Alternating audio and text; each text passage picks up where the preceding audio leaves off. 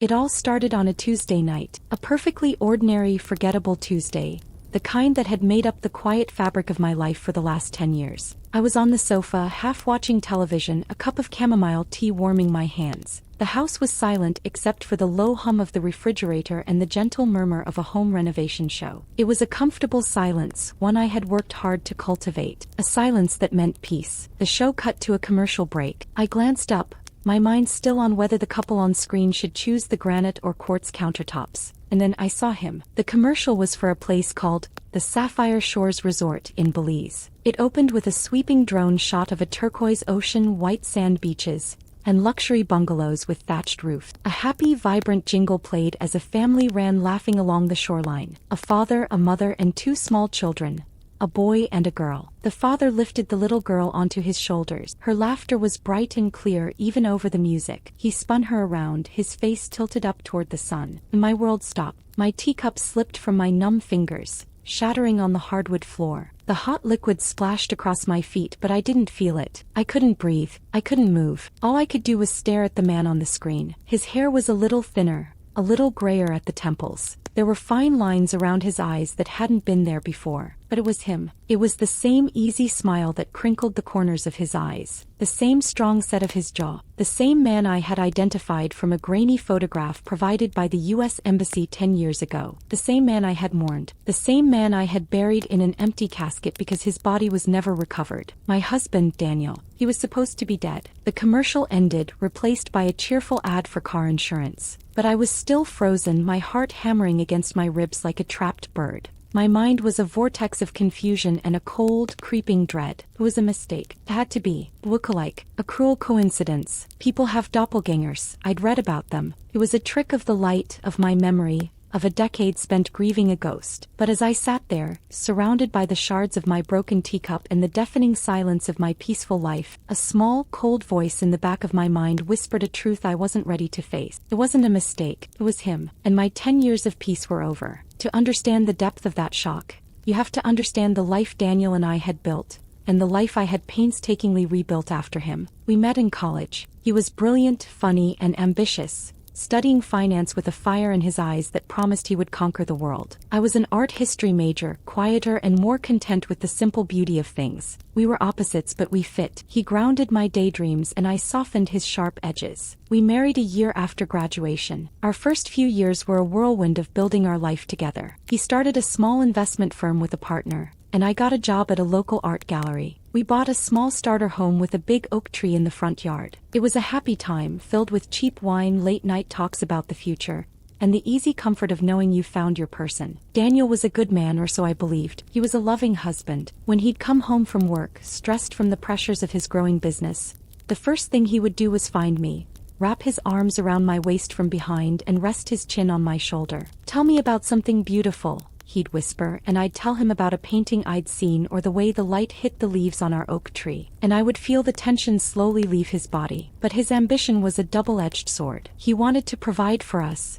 to give us a life beyond our modest beginnings. His firm grew rapidly, taking on larger clients and greater risks. The late nights at the office became more frequent. The stress lines around his eyes deepened. Our easy conversations were slowly replaced by hushed, anxious phone calls he would take in the other room. When I would ask if everything was okay, he would smile, pat my hand, and say, "Just business, honey. Don't you worry about it." I tried not to. I trusted him. He was Daniel, my Daniel, the man who knew my heart. I focused on our home, on my work, on the dream we had of starting a family once his business was more stable. The last time I saw him, he was packing a small suitcase. He had a big last-minute business trip to Belize, a potential investor for a new resort project. He seemed more stressed than usual, his movements jerky and his eyes constantly darting toward his phone. "I'll only be gone a few days," he promised, kissing my forehead. He held my face in his hands, his gaze intense. "I love you, Claire. Never forget that. Everything I do for you." I remember feeling a strange shiver of unease,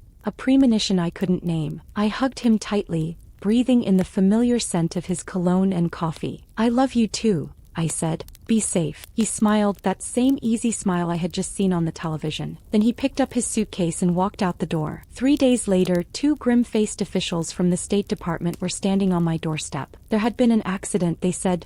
a boating excursion. The weather turned unexpectedly. The vessel capsized. Daniel and 2 others were missing, presumed drowned. They had launched a search and rescue, but the currents were strong. The chances of finding him were slim. I collapsed. The world dissolved into a meaningless blur of sympathetic faces, hushed voices, and endless, empty days. They never found his body. After a week, the search was called off. The embassy sent me his belongings that were recovered from his hotel room: his laptop, a few clothes, and a framed photo of me he kept on his nightstand. They sent a death certificate. We held a memorial service. We buried an empty casket in his family's plot. I stood there, a 29-year-old widow, staring at a headstone with my husband's name on it, my mind unable to grasp the finality of it all. He was gone. The life we had built was gone. My future was gone. The grief was a physical thing, a crushing weight that made it hard to breathe. And right behind the grief came the creditors. It turned out that Daniel's business, the one he had poured his life into,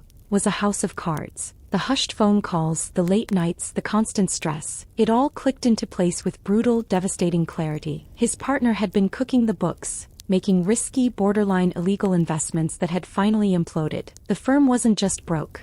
It was in debt to the tune of millions. They owed money to investors, to banks, and to some very unsavory people I had never even heard of. The bankruptcy lawyers descended like vultures. They took everything: our house, our savings, and the small portfolio of stocks Daniel had encouraged me to buy. They were cold, efficient, and utterly without pity. I went from being a comfortable, happily married woman to a grieving, homeless widow in the space of a few weeks. The only things I managed to save were my personal belongings and the life insurance payout. That life insurance policy was my only lifeline. It was a substantial amount, one that Daniel had insisted on setting aside when his business started to take off. A safety net, he had called it, just in case. The irony was a bitter pill to swallow. His reckless ambition had destroyed our life, but his foresight was the only thing that would allow me to build a new one. But even that wasn't very easy. The insurance company launched a thorough investigation. Given the circumstances of his death and the spectacular collapse of his business, they were suspicious. They interviewed me for hours, asking probing, painful questions. Did I know about the debt? Did he ever talk about running away? Was there any chance he wasn't on that boat? I answered them all with a raw, shattered honesty. No, I knew nothing. He would never do that. He was a good man whom his partner had betrayed. Eventually, they had to concede. The embassy report was official. The death certificate was legal. The witnesses in Belize confirmed he had boarded the boat. Reluctantly, they paid out the claim. The first thing I did was pay off the most immediate and threatening of the debts his company had left behind,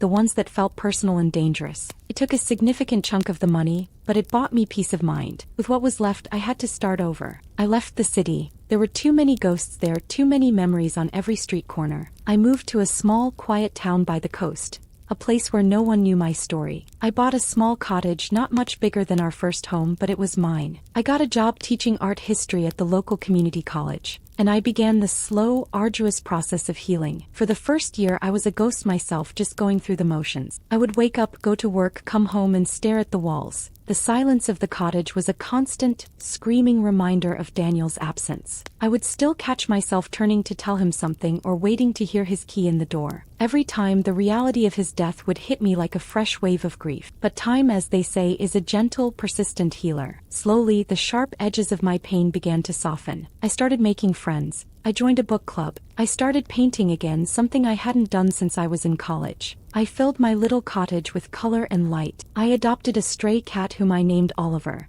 and his quiet, comforting presence helped fill the silence. I never dated. It wasn't a conscious decision, not really. It was just that no one could measure up to the memory of Daniel. The man I had loved was perfect in my mind, his flaws erased by the tragedy of his death. He was the brilliant, loving husband, the victim of a terrible betrayal and a crueler fate. How could any living, breathing, imperfect man compete with that? So I built a life for myself by myself. It was a small, quiet life, but it was peaceful. I had my work, my friends, my art, my home. I had found a way to be whole again. I was no longer just Daniel's widow. I was Clara. And then, a decade after I had buried that empty casket, a 30-second television commercial shattered my carefully constructed peace and told me that my entire life, my entire grief, my whole second act, was built on a lie. After the commercial ended, I sat on the floor for what felt like an hour, surrounded by the cooling puddle of tea and the shards of my ceramic mug. My mind was racing, trying to find a logical explanation, any explanation other than the impossible one. Lookalike. Had to be. With trembling hands, I gathered my laptop from the coffee table. My fingers were clumsy on the keyboard. I typed the Sapphire Shores Resort Belize into the search bar. The resort's website was the first result that appeared.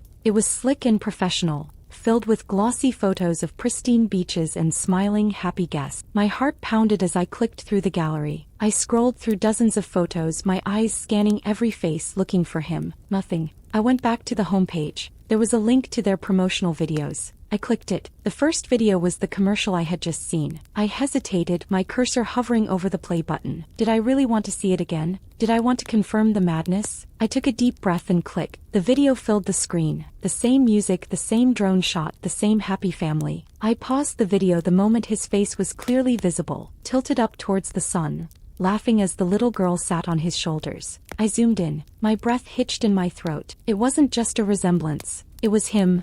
The way his left eyebrow arched slightly higher than his right. The small, faint scar just above his lip is from a childhood fall. The unique shape of his earlobe. These were the tiny, intimate details that you only know from staring at a face for years, from memorizing it in your sleep. Denial was no longer an option. This wasn't a lookalike. This was Daniel. And he wasn't dead. He had a new life, a new wife, new children. The grief I thought I had processed came rushing back, but this time it was different. It was twisted, curdled with a new and unfamiliar emotion. A cold, brutal, sickening rage. My entire widowhood was a lie. The memorial, the empty casket, the years of gut-wrenching sorrow. The pitying looks from friends, the struggle to rebuild, the lonely nights. It was all a sham. He hadn't been a victim. He had been the architect of it all. He hadn't died. He had abandoned me. He had let me believe he was dead while he was off playing happy families on a beach in paradise. The man I had mourned, the perfect, tragic husband I had enshrined in my memory, never existed. The honest Daniel was a monster. A cruel, selfish coward who had faked his own death to escape his problems and had left me to clean up the wreckage. I stared at the frozen image on my screen. Him. His new wife is a smiling blonde woman. Their 2 children, a boy and a girl, are probably around 7 and 5 years old. They looked happy. They looked perfect. A fire started to burn in my chest, a fire that burned away the last 10 years of sorrow and replaced it with a steely, chilling resolve. He didn't get to be happy. He didn't get to have a perfect new life, consequence-free, while I had been through hell. He thought he was a ghost, a memory. He thought he was safe. He was wrong. I was going to find him, and I was going to make him face the woman he had tried to bury a decade ago. My first move was not one of passion, but of cold, calculated precision. The old Clara, the grieving widow, would have cried. She would have called her friends and family and fallen apart. The new Clara, the one forged in the fire of that 30-second commercial, did not. He made a plan. I knew I couldn't just show up in Belize. I had no idea what name he was using or what his story was. He had a wife and children who, for all I knew, were completely innocent in all of this. They probably believed whatever lie he had told them. Storming in and shouting, "That man is my dead husband," would only get me labeled as a crazy woman and likely get me arrested. I needed information. I needed proof. I needed leverage. My journey into the past began in the dustiest corner of my attic. I pulled down a box labeled Daniel Personal. It was a box I hadn't opened in 10 years. A time capsule of a life I thought was over. The smell of old paper and dried ink filled the air. Inside were his college yearbooks, old letters, photographs, and most importantly, his old laptop. The laptop was an ancient model, a heavy, clunky thing. I hadn't had the heart to get rid of it. I plugged it in, my heart pounding with a mixture of dread and anticipation. To my astonishment, it whirred to life. It was password protected, of course. I tried the obvious ones first. My name, our anniversary, our dog's name. Nothing. I sat back thinking, what was Daniel's world at the very end? It was numbers, finance, and stress. I thought about the names of the shell corporations the lawyers had mentioned. I tried a few. Nothing. Then I remembered something he used to mutter in his sleep during those last few weeks, a phrase that meant nothing to me at the time. Ethelred. It was so random, so out of place. I had assumed it was a dream. On a whim I typed it in. BRED. The screen flickered and the desktop appeared. I let out a breath I didn't realize I'd been holding. It was a small victory, but it felt monumental. I was in.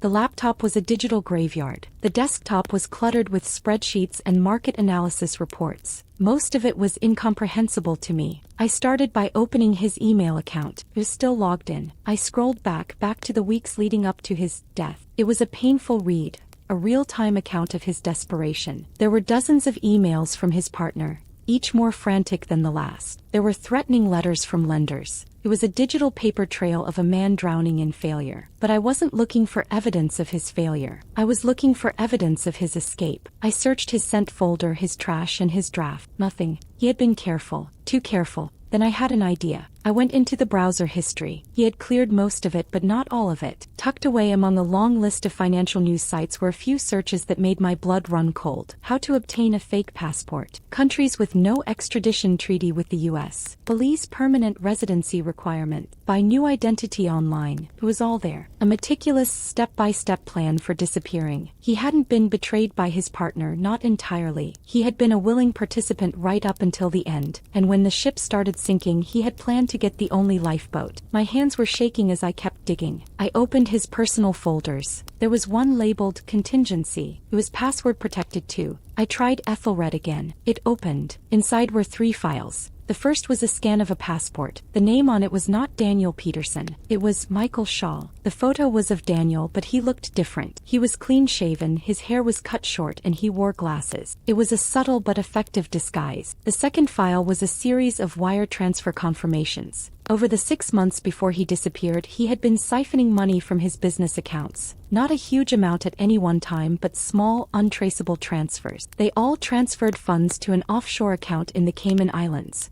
which was registered under the name Michael Shaw. Total just over $2 million. My life insurance payout, which I had used to pay off his debts, was for $1 million. He had stolen twice that amount and hidden it away for his new life. The rage that had been simmering inside me boiled over. He hadn't just left me with his debt. He had left me with a fraction of the money while he had absconded with a fortune. He had bought his paradise with stolen funds. But it was the third file that truly broke me. It was a simple text document, a letter, and it was addressed to a woman named Sarah. My dearest Sarah, by the time you read this, it will all be over. The plan is in motion. I'll be in Belize by the end of the week. Peterson will be gone and Shaw will be waiting for you. The house is ready. The money is safe. All you have to do is wait for the chaos to die down, then follow me. I know this is hard, leaving everything behind, but this is our only chance. I can't live this lie anymore, Sarah. I can't pretend with Clara. Every day I spend with her is a day I'm not with you, and it's killing me. She's a good woman. She doesn't deserve this, but she's not my future. You and our baby. Just a bit longer. Soon we'll be together and we can finally start our real life. I love you more than anything. Forever yours. I read the letter 3 times, the words blurring through a film of hot, angry tears. His new wife is in the commercial. And a baby. She had been pregnant when he left. This wasn't a new family he had started after he died. This was a secret family he had all along. The affair wasn't a symptom of his stress. It was the cause of it. His desperation wasn't just about the money. It was also about the future. It was about escaping his life with me to start a new one with her. I felt a profound physical sickness. Every memory I had of our marriage was now tainted. Every time he had held me and told me he loved me, had he been thinking of her? The late nights at the office, the hushed phone calls, had they been about business or had they been about his secret life? Tell me about something beautiful, he used to say. And I, the naive, trusting wife, would fill his head with art and poetry while he was dreaming of another woman. The cruelty of it was breathtaking. He hadn't just faked his death, he had faked our entire marriage. I saved a copy of everything. The passport, the bank records, the letter. I saved it all to a secure thumb drive. This was my ammunition. This was the proof that would dismantle the perfect life Michael Shaw had built on the ashes of mine. I closed the laptop, the soft click echoing in the silent attic. The ghost of Daniel Peterson, the man I had loved and mourned, was finally, truly dead. In his place was a stranger. A con man named Michael Shaw, and I knew exactly how I was going to introduce myself. My next step required a different kind of courage. It required me to step out from behind the safety of my computer screen and into the real world. My plan couldn't be executed from my quiet coastal town. I needed to get closer. Not to Belize, not yet, but to the world he had left behind. I booked a flight back to the city where we had lived, a place I hadn't set foot in for nearly 10 years. The flight itself was an exercise in forced calm. While the old Clara would have been riddled with anxiety, I felt a strange, almost glacial sense of purpose. I was a woman on a mission. My first stop was not a hotel but the home of an old friend, Jessica. She was my maid of honor, my confidant, the one who had held me together in the days and weeks after Daniel's death. We had drifted apart after I moved, our correspondence dwindling to Christmas cards and the occasional email, but I knew she would be there for me. When I knocked on her door, she opened it and stared, her eyes wide with shock. "Clara? Oh my God, Clara." She pulled me into a fierce hug, and for a moment I allowed myself to lean into the warmth, the genuine affection. It was a reminder of the life that had been stolen from me. "What are you doing here?" she asked, ushering me inside. "Is everything okay?" I sat on her familiar sofa, the one where we had drunk countless bottles of wine, dissecting our lives, and I told her. I told her everything. The commercial, the laptop, the name is Michael Shaw, the money, etc. As I spoke, I watched the emotions flicker across her face. Disbelief, then confusion, then a deep, righteous anger on my behalf. She didn't doubt me for a second. When I finished, she was silent for a long moment, just staring at me. "That absolute monster," she finally whispered, her voice shaking with rage. "All this time, Claire, all this time you grieved, he was on a beach with her." She shook her head, her eyes filling with tears. "What are you going to do?" "I'm going to expose him," I said, my voice steady. "But I need to do it carefully. I need to find out who Sarah is." Jessica's mind, consistently sharper and more practical than mine, immediately started working. Sarah. Did you ever know a Sarah? A friend, a colleague of his?" I shook my head. "The name means nothing to me, but she was pregnant when he left. That means the baby would be around 10 years old now." "Okay," Jessica said, pulling out her own laptop. "Let's start with his company. Who worked there? Maybe she was an assistant, an analyst." For the next 2 days, Jessica and I became private investigators. We dug through old social media, company records Jessica could access through her own corporate networks and public archives. We were looking for a ghost, a woman named Sarah who had worked in the orbit of Daniel's firm around 10 or 11 years ago, a woman who had likely quit her job and disappeared around the same time he did. We hit dead end after dead end. There were several Sarahs, but none of them fit the profile. One was happily married to someone else. Another was too old. Another had never left the city. It was frustrating, like trying to grasp at smoke. "Maybe she didn't work for him," I said on the evening of the second day, rubbing my tired eyes. "Maybe she was a client's daughter, a friend of a friend, or a friend of yours," Jessica said quietly. I froze. "What do you mean?" "I'm just saying," she said, treading carefully. "He was living a double life. The people in that life could have been anywhere, even right under your nose." A cold dread washed over me. I thought back to my own circle of friends from that time. Could it have been one of them? The idea was sickening. I pulled out my old photo albums, the ones I had packed away with Daniel's things. We sat on the floor, flipping through the glossy pages, a gallery of smiling, oblivious faces. My friends, our friends, we looked at each one. "What about her?" I'd ask, pointing to a face. "No, she moved to Chicago in 2010, Jessica would say. "And her? "No, she's married to a doctor." We were on the last album. It was from the year before he died. There was a photo of my 28th birthday party, a barbecue in our backyard. I was there, smiling, with Daniel's arm around me. Jessica was on my other side, and standing next to Jessica was another woman. She had blonde hair, a bright, infectious smile, and was looking directly at the camera. I stared at her face and my blood ran cold. It was the woman from the commercial. Older, yes, but unmistakably her. "Who is that?" I whispered, my voice hoarse. Jessica leaned in, her brow furrowed. Oh my God, I'd almost forgotten about her. "That's Sarah. Sarah Jenkins." "Sarah Jenkins," I repeated. It felt like a stone in my mouth. "Who was she? How did I know her?" "You didn't know her well," Jessica said, her own voice filled with a dawning horror. "She was my friend, really, from my yoga class. I brought her to your party. Don't you remember? She and Daniel, they hit it off. They spent almost the whole night talking by the grill." The memory came flooding back in a nauseating rush. I did remember. I had been busy playing hostess and I had seen them talking and laughing. I had felt a slight, fleeting pang of jealousy, but I had dismissed it. He was just being friendly to my friend's friend. He was charming. He was like that with everyone. "I thought it was weird at the time," Jessica continued, her voice barely a whisper. "He seemed really into her. After the party, she started asking about him, and then a few weeks later she just vanished. She told me she was taking a job in another country. She was vague about it. I sent her a few emails, but she never replied. I just figured we'd lost touch." We stared at each other, the horrifying truth hanging in the air between us. It wasn't a stranger. It wasn't an assistant. It was a woman I had welcomed into my home. A woman who had eaten my food, smiled at my face, and then conspired with my husband to destroy my life. The betrayal was so intimate, so personal, it felt like a physical blow. "He met her at my birthday party," I said, the words hollow. "He started an affair with my friend's friend, got her pregnant, and then planned his escape. All while living with me. All while smiling in my face." Jessica started to cry, silent tears of guilt and rage. "Clara, I'm so sorry. I had no idea. I brought her into your life. It's not your fault, I said, my own voice surprisingly calm. The shock was so profound that it had moved past tears and into a realm of icy clarity. You were betrayed too. We now had a name, Sarah Jenkins.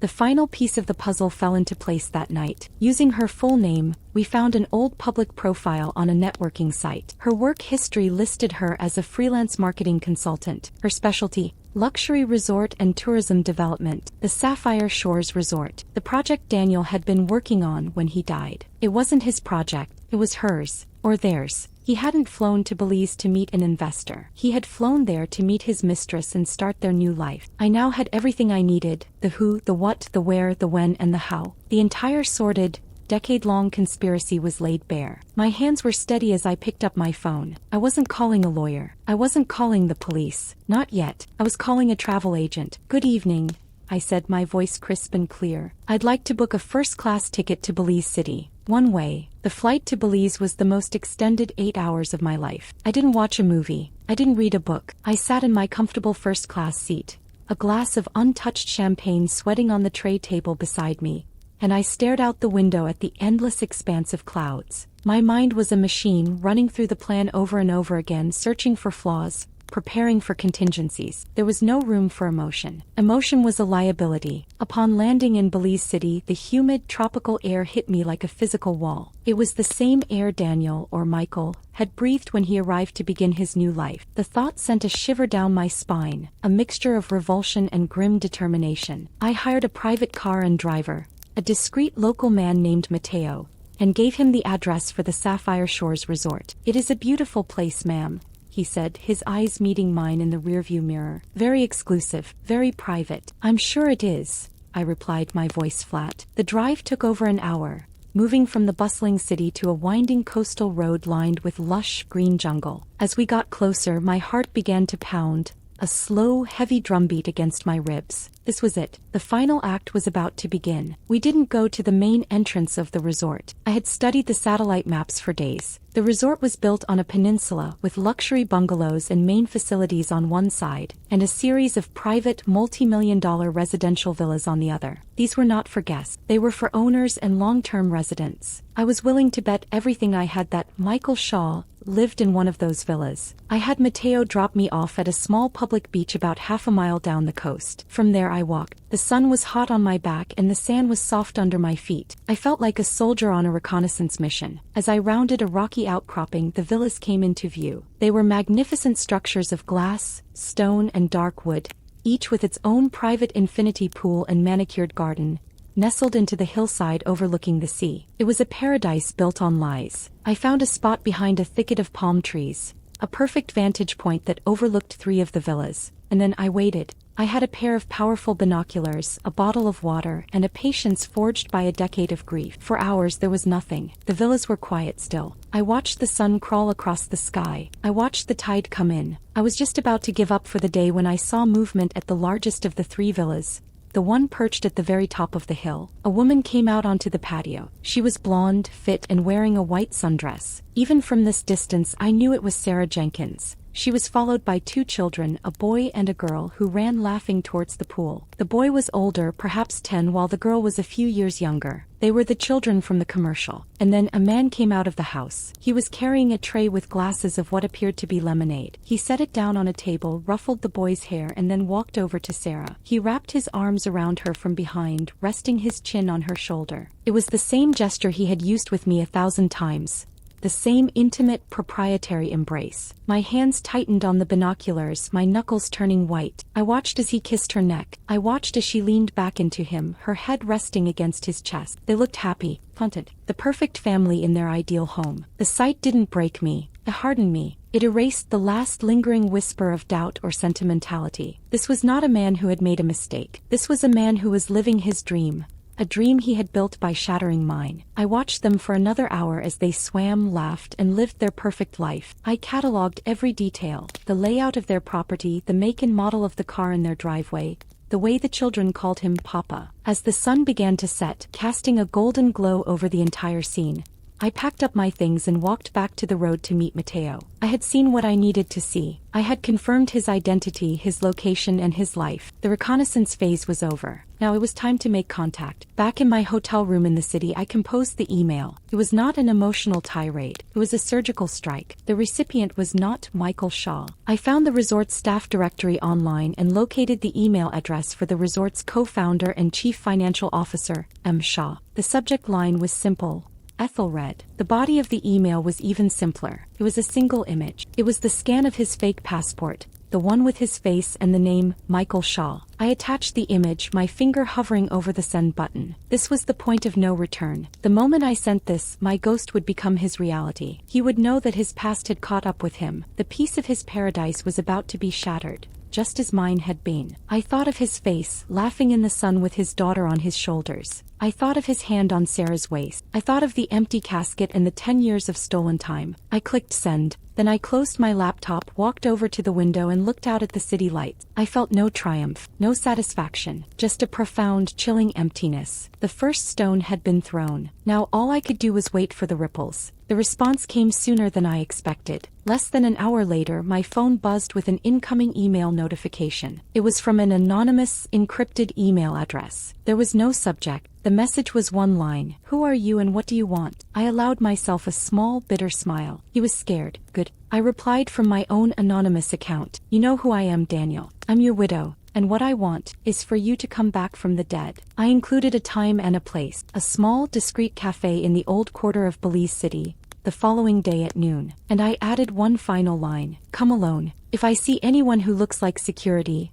or if you don't show up, the contents of my next email go directly to the U.S. Embassy, the IRS, and your wife, Sarah. I have the bank records. I have your letter. I have everything." I turned off my phone. There was nothing more to say. The trap was set. Now I would see if the ghost was brave enough to face his own haunting. The cafe was a small, unassuming place tucked away on a cobblestone side street, far from the tourist-heavy areas. It smelled of strong coffee and roasted corn. I chose a table in the darkest corner, one that afforded me a clear view of the entrance while keeping me in shadow. I ordered water, but I didn't drink it. My hands were perfectly still on the table in front of me, but inside, my nerves were a symphony of chaos. He was late, 5 minutes, then 10. I began to wonder if he would come. I considered the possibility that he would call my bluff and choose to run again. But where could he run to now? I had his name, his location, his entire fabricated identity. He was trapped. At 12:15, the bell above the cafe door jingled. A man stepped inside, pausing for a moment to let his eyes adjust to the dim light. He was wearing sunglasses and a baseball cap pulled down low, but it was him. He was thinner than I remembered,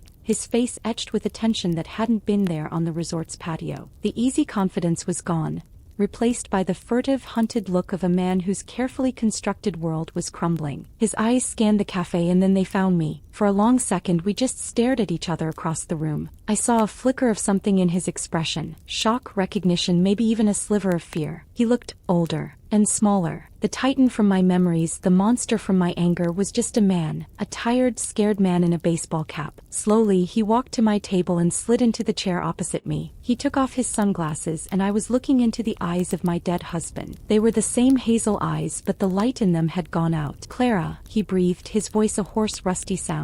It was the first time I had heard his voice in a decade. It sent a jolt through me, a phantom limb of a memory. I didn't say anything. I just watched him, letting the silence stretch, letting him sit with the impossible reality of my presence. "How?" he finally asked, his voice barely a whisper. "How did you find me?" "You got careless," I said, my own voice sounding distant, clinical. "You put your face on a television commercial. Did you really think no one from your old life would ever see it?" He flinched, looking down at his hands on the table. They were trembling slightly. "It was a mistake. The marketing department, I told them not to run it in the States. They did, and I saw it." I leaned forward slightly. "And then I found your laptop. I found everything, Daniel. Or should I call you Michael?" The color drained from his face. He knew then. He knew I had the whole story. "What do you want, Clara?" he asked, his voice pleading. "Money? Is that it? I can give you money. Whatever you want." The offer was so insulting and reductive that it almost made me laugh. He thought he could buy my silence. He thought he could pay me off for 10 years of stolen life, of grief and loneliness. "Money," I said, a cold smile touching my lips. "You think this is about money?"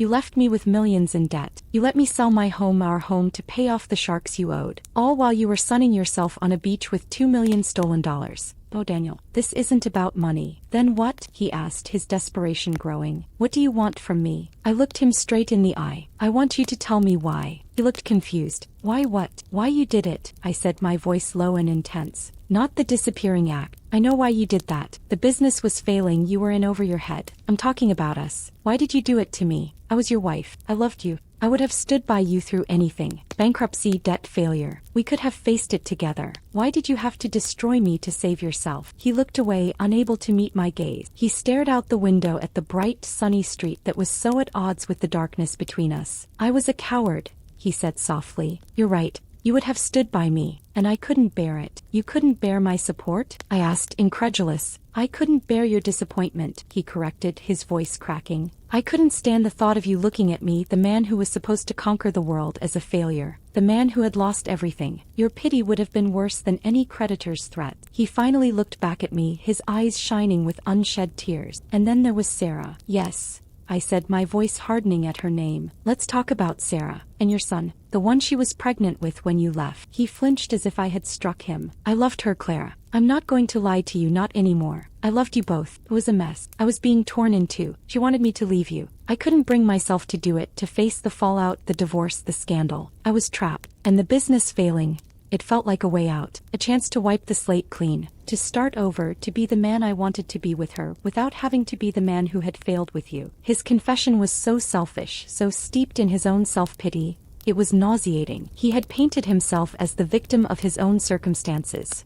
A tragic figure caught between two loves. He wasn't a monster. He was just weak, and his weakness had cost me a decade of my life. So you chose the easy way out, I said, my voice devoid of emotion. You faked your own death. You let me grieve. You let me believe you were dead for 10 years. Do you have any idea what that was like? Do you have any concept of the pain you put me through? I thought about you, he said, his voice earnest. Every day. I told myself that it was better this way. That you would grieve, yes, but you would be free. You'd have the insurance money. You could start a new life, unburdened by my failure. I told myself it was a kindness. A kindness. The word hung in the air between us, so obscene, so grotesquely twisted that I finally did laugh. It was a cold, harsh sound that made him recoil. A kindness, I repeated, my voice dripping with scorn. You call that a kindness? You erased yourself and left me to bury an empty box. You left me to be interrogated by insurance investigators who thought I was in on your scam. You left me to face the ruins of our life alone. And you call that a kindness? I leaned across the table, my face inches from his. I am going to tell you what's going to happen now, Daniel, I said, my voice a deadly whisper. You are going to go home to your perfect house, to your perfect wife and your perfect children, and you are going to tell them the truth. All of it. You're going to tell Sarah that her entire marriage is built on my stolen life. You're going to tell her about the money you stole. And you're going to tell your children that their father's name is not Michael Shaw. It's Daniel Peterson. And that he is not a resort owner. He is a criminal and a con man. He stared at me, his face a mask of horror. Claire, you can't. You can't do that. It will destroy them. The children.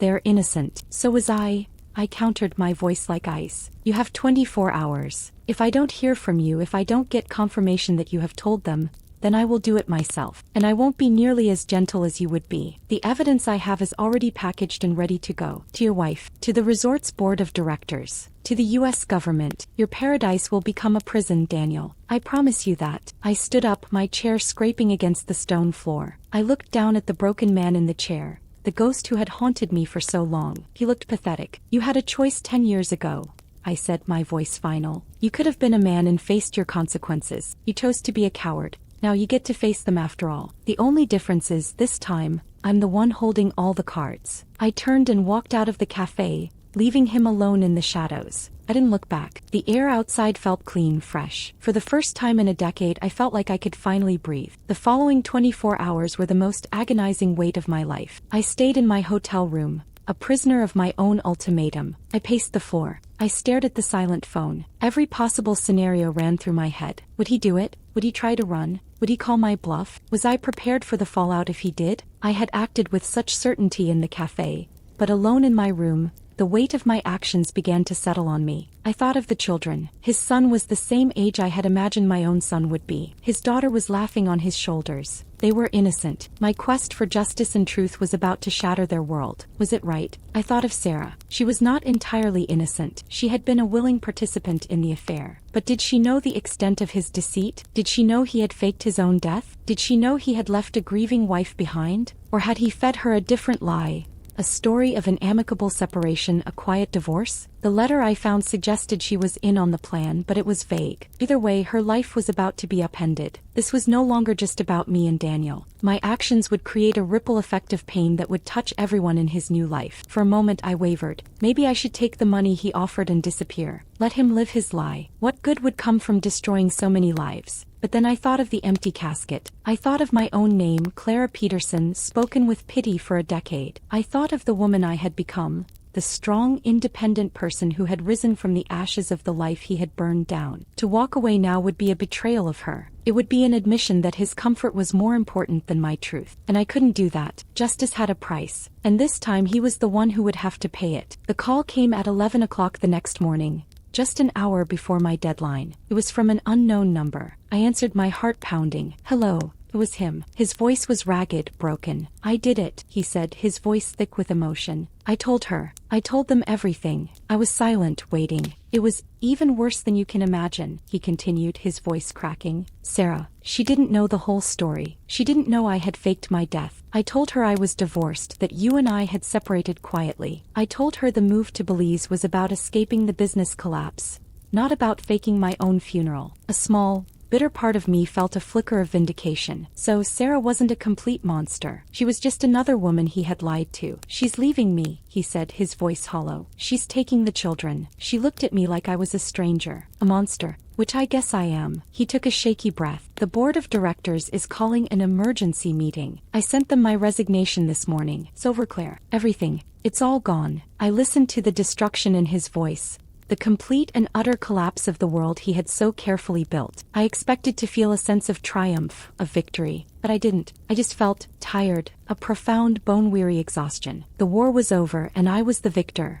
But the victory felt as empty as the casket I had buried. What about the authorities? I asked, my voice soft. That's my next call, he said with a sigh of resignation. I have a lawyer. I'm going to turn myself in. I'll face the fraud charges, the passport violations, everything. I'm done running. And that was it. The public consequence. It wasn't a dramatic courtroom scene. It wasn't a public shaming. It was a quiet, pathetic implosion. A man confessing his sins over the phone as his life disintegrated around him. Goodbye, Daniel, I said. It was the first time I had called him by his real name without anger. It was just a name. The name of a man I once knew. Clara, he said, his voice desperate.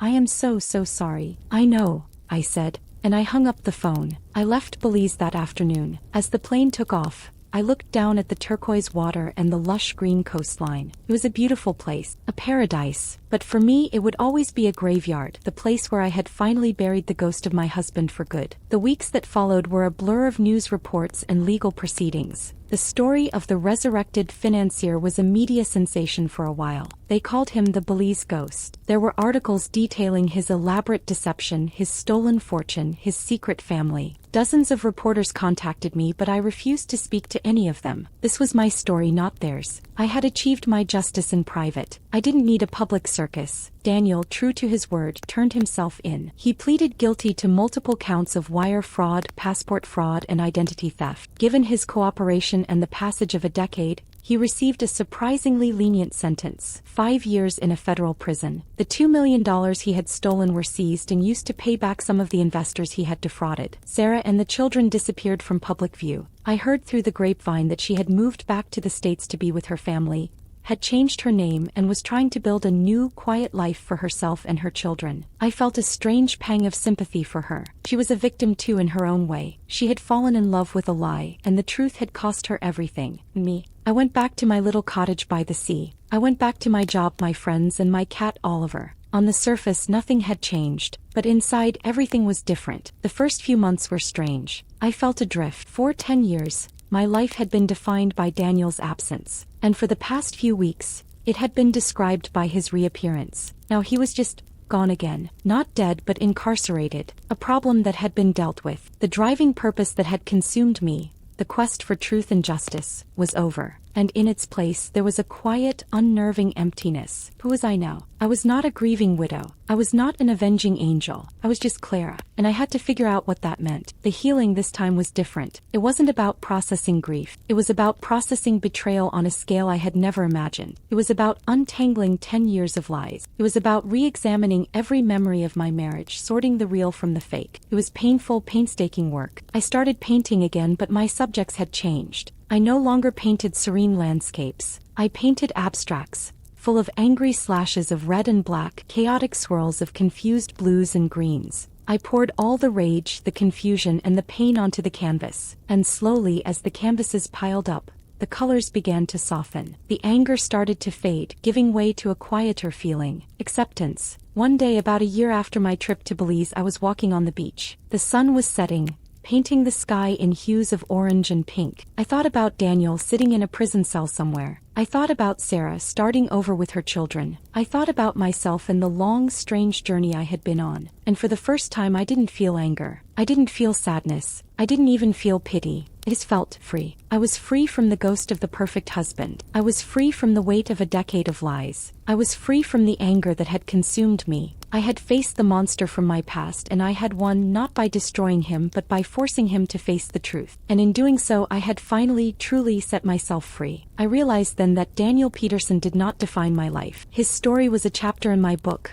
A dark and painful chapter, yes, but not the whole story. I was the author of my own life, and there were still so many pages left to write. I turned my back on the setting sun and walked home, the sound of the waves washing away the last echoes of the past. My little cottage was waiting, its windows warm and golden. Oliver would be waiting by the door. My life was waiting, and I was ready to live it. My story doesn't end with a new love or a dramatic storybook happy ending. It ends quietly. It ends with me in my own home, content in my own skin, at peace with my own company. The most significant discovery I made on this long, painful journey was not that my husband was alive, but that I was. I had been living, breathing, and surviving all along, but I hadn't truly felt alive until I shed the identity of being his widow. The ultimate justice was not seeing him imprisoned. It was the moment I realized his actions no longer had any power over me. He could no longer hurt me. The past could no longer cast a shadow over my present. That freedom is a gift I gave to myself, a gift forged in the fires of betrayal but cooled by forgiveness. Not forgiveness for him but for myself. Forgiveness for believing a lie. Forgiveness for the years I spent mourning a man who didn't deserve my tears. We all carry ghosts of one kind or another. The ghosts of past relationships, of past mistakes, of paths not taken. My ghost was literal, but the process of facing it is universal. It's about finding the courage to look your past squarely in the eye and say, "You do not define me." My life is quiet now, but it is not empty. It is full of the things I choose. My art, my students, the friends who stood by me, the steady comfort of my cat purring on my lap. It is a life built not on a grand romantic promise, but on the simple, sturdy foundation of my own strength. And I have learned that this kind of foundation is the only one that can never be washed away. I often wonder what I would have done if I had never seen that commercial. I would have lived out my days honoring the memory of a hero, a man who never really existed. I would have lived a peaceful lie. Knowing what I know now and the pain it took to get here, I am grateful for the truth. Because the truth, no matter how ugly, is the only thing that truly sets you free. If you were in my shoes, would you have sought the truth even knowing it would destroy the peace you had fought so hard to build? Or is there a kind of wisdom in letting some ghosts lie? Thank you for listening to my story. If it resonated with you, I would be so grateful for your support. Your likes, comments, and subscriptions enable me to continue sharing these journeys with you. Take care of yourselves and each other.